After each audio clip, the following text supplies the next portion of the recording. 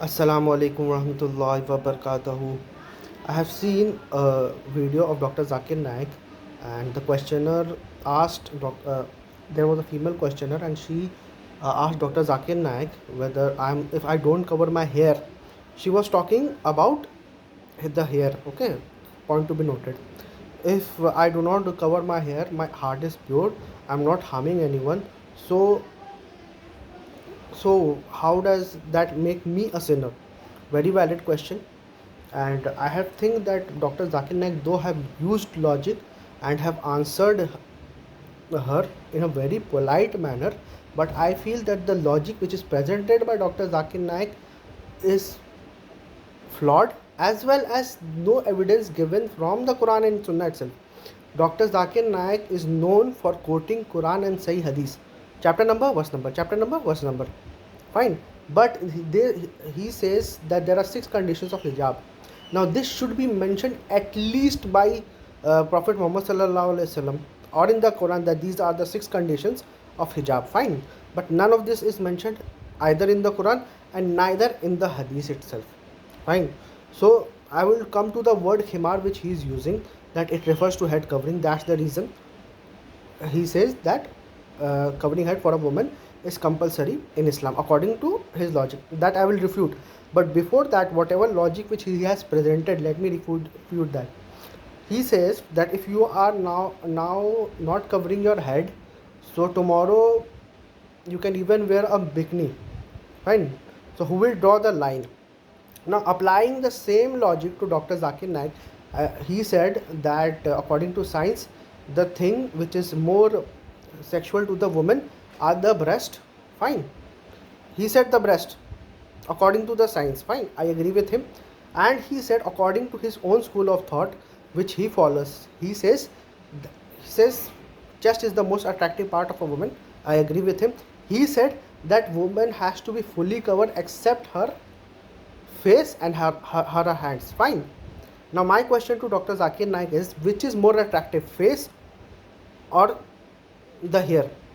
I think everyone will agree, even the scholars have disputed whether the covering of face is allowed in Islam or not. So applying the same logic to Dr. Zakir Naik logic itself, that if you say that if a woman shows hair, it's similar to the example of a woman wearing bikini. So my question to Dr. Zakir Naik is that which is more attractive, face or hair? I think everyone will agree that face is more attractive than hair. So according to Dr. Zakir Naik, showing face and hands is allowed in Islam. So that same logic can apply to Dr. Zakir Naik Islam, that if she is showing, especially from those scholars who says that covering the face is compulsory, they can complain that Dr. Zakir Naik is violating his own logic if showing the hair is similar to wearing a bikini. So showing a face is much similar to being nude, I would say. If according to your logic, you think that showing your hair is similar to wearing a bikini, then I would argue that showing your face is similar to being nude, because face any day is more attractive than your hair. Fine, that's point one, number one. Point number two is that he quoted Surah Nur, that the men's hijab is, well, I think the hijab word does not exist in this verse, but since these people are very obsessed with this word hijab, fine, therefore I am using this word. The things, the guidelines which was given to the men is that they should lower their gaze and guard their private parts, or guard their modesty. Fine, same thing is said to the women. Now coming to the part which is specific to the woman, and what is the part? Quran does not say wear an hijab. Quran does not say cover your whole body except your face and hands. Quran does not use this kind of language. Quran actually gives a basic guideline which is very general in nature. And what is that? That you should use your khimar over your bosoms. Now according to Dr. Zakir Naik, and he gave the reference from science, that chest is the most attractive part. So Quran says that cover your chest. Basically the command is to cover your chest. The command is not to cover your head. And they will argue that khimar means head covering. Fine. So if I say that from your head covering, you need to cover your bosoms. So it is understood that head needs to be covered. I say no, because Quran is a clear cut is a clear cut kitab. Quran will not say something which is ambiguous and will leave to the interpretation of his followers, something which he leaves, in which we are allowed to interpret on our own. And some things he actually, if something is wajib, you say that covering the head is wajib. If something is wajib, it has to be clear cut in the Quran. No other interpretation should be possible. If I said that God is one, Quran says God is wahid, and Quran also said God is ahad, so that there is no possibility of any other interpretation. Fine. So Allah has defined everything in the Quran very clearly, in which no other wrong interpretation is possible. Fine. So when Allah subhanahu wa ta'ala says cover your bosoms with upon your chest, the command is to cover your bosom. The command is not to cover your head. Fine. If it was compulsory for women to cover their heads, then the command should be cover with your khamar, cover your head and your chest. This should be the command. But this is not what is there in the Quran. It is said that cover your bosoms with your khimar. Now they said that khimar means head covering. This is not the case. This khimar is just a piece of cloth. Usually it is used for head covering, but that doesn't mean that it is only used for the head covering. And even if I agree that it is used for the head covering, the command here is to cover the chest, not the head. Fine.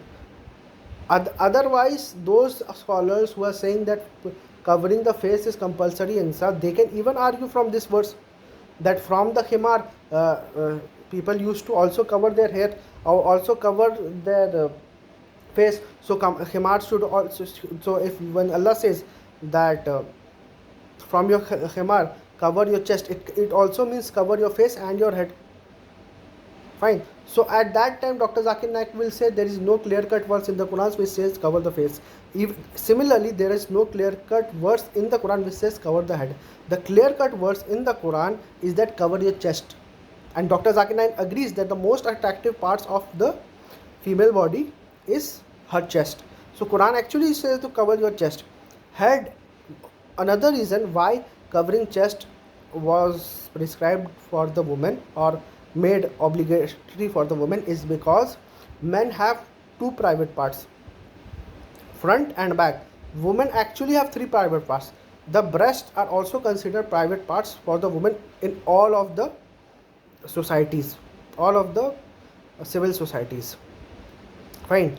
And so that's the reason Allah subhanahu says that. And even though the women at that time were covering their breast, so what they were doing, they were actually showing a slit.